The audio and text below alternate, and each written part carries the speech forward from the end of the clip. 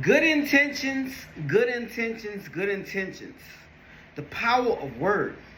The power of word. And the power word today is going to be free throw. Yes, free throw.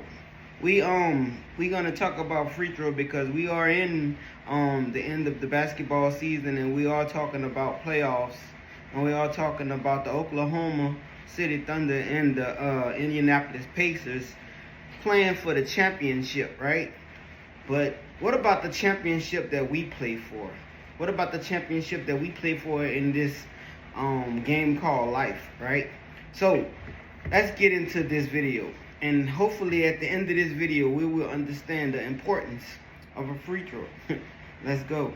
Oh, so what is a free throw?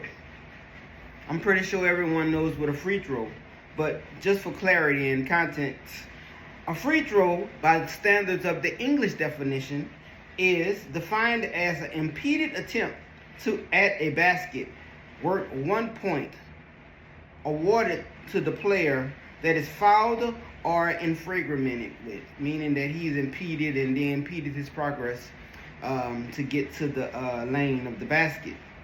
That is the English definition of free throw. But of course, I want to give you a little bit of principle, and I want to give you substance before we actually break down free throw, and then we're going to get out of here. So for contents, I'm going to go to the Bible. I'm going to go to Luke chapter 5. Luke chapter 5, the Gospel of Luke. And I'm going to read to you verses 1 through 10. Verses 1 through 10. And it reads as the following. And it came to pass that as they pressed him to hear the word of God, he stood at the lake of Gennesaret and saw two ships standing by the lake. But the fishermen were gone out of them, and were astonished, and were washing their nets. And he entered into one of the ships, which was Simon's, and prayed him that he would thrust a little from the land. And he sat down and taught the people out of the ship. Now when he was left speaking, he said unto Simon, Launch out into the deep, and let down your nets for a draught. Simon answered and said unto him, Master, we have toiled all the night, and taken nothing. Nevertheless, at thy word, I will let down the net. And when he had done this, they enclosed a great multitude of fishes, and their net brake. And they beckoned unto partners which were in the other ship, that they should come and help them. And they came and filled both ships, so that they began to sink. When Simon Peter saw it, he fell down at your salvation's knees, saying, Depart from me, for I am a sinful man, O Lord. For he was astonished, and all were with him at the draught of the fishes which they had taken. And was also John, James, the sons of Zebedee, which were partners with Simon. And your salvation said unto Simon, Fear not, from henceforth thou shalt catch men. That was the reading of Luke chapter 5, 1 through 10. It's a good study. So you would want to really study that, because there's a lot of hidden messages in there. But we're not talking about the deep things of God. Right now we're talking about the things that is on the surface. And right now we're talking about a free throw. And we just gave the definition of a free throw. So let's talk about you. How can we make what we just read in the Bible that's from so old relevant to 2025? Let's go. Power of word. Let's get into it. So free throw. All right, so basketball, right? Basketball is a contact sport. It is, because you have to really get into you got to really do things to actually get the things that you want to get out of it. To score 2-pointers, to score 3-pointers, especially to go down in the paint It's a lot of contact. It's physical, right? It's a lot of work. It's a lot of cardio. It's a lot of running. It's a lot of, you gotta definitely be in shape. You gotta definitely be in shape. So let's bring it to lifespan. Let's talk about life. What does basketball have to do with everyday life? Everything. Because right now you're in the game of your life, right? You're playing the game of life. And right now you're in a fight for your life. Because the things that you didn't understand before, it needs to be made clear. And no one ever told you how to make these things work for you.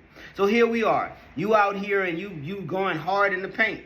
That's what we like to say, young kings, right? We going hard in the YNs. We going hard in the paint, right? And when we go hard in the paint, that means we grinding. That means we doing everything that we know inside of self to do. Or some things that we're doing that we was taught, right? And while you out here grinding, what you have to realize is that while you grinding, you will get an opportunity. And when you get that opportunity, you have to seize the moment. Free throw.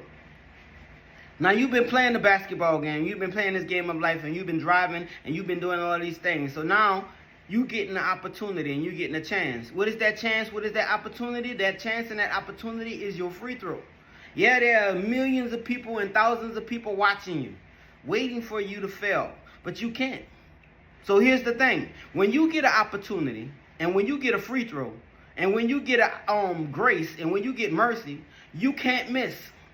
Point blank, point simple. A free throw, when you at the line, there's no one able to stop what you're doing. The only one can stop you is you. So in life, we have to realize that when we get our opportunity, when we get our grace, that is a free throw. That means you can't miss. Missing is not an option. Peter in the Bible, he got his chance. He got a free throw. He's a fisherman by design. That's his profession. And yet, your salvation came, right, and told him how to do his job. And yet, he did not succeed at his job because he was like, this, even though you're a master, and even though you know a lot of things, I'm a fisherman. This is what I do. And when he told him to go and let down his nets, N-E-T-S, he let down one net because even though he did it, he didn't do it wholeheartedly. See, here's the thing. Most of us are getting an opportunity, and when we get that grace and when we get that opportunity, we're not doing it wholeheartedly. We out here doing it, and we just doing it just, I got an opportunity. No, leave your sad-ass stories at the door. Leave all of that BS at the door and get in the game, put your focus hat on, and go out there and nail these free throws. Because your free throws is your opportunity of grace and mercy. When Peter found out that, wow, I took and I got this free throw from my salvation, right? And the reason I call my salvation Jesus is because Jesus means my salvation. So that's who he's going to be. We're going to take the J out of it. We're going to take Yeshua out of it. We're going to take all those things out of it. And we're going to take the actual meaning of the word. Because when you take and you go to the Old Testament and throughout the Bible, it says the salvation of the world, your salvation. So why do we give him a name? The name is salvation. So we're going to roll with salvation because salvation is the one thing that can't be disputed. Free throw. It's time for us to go ahead, step at the line, step up fathers, step up mothers, step up YNs, step up old heads, step up everybody, step up and knock down these 2 shots that no one is going to stop the process. Because guess what? When you are making and you are making an attempt at a free throw and you have given grace and you are given an opportunity in life, in the game of life that we are playing, you're supposed to step in, look it right down the barrel, and swish it. Stay up, because we can't continue to fall.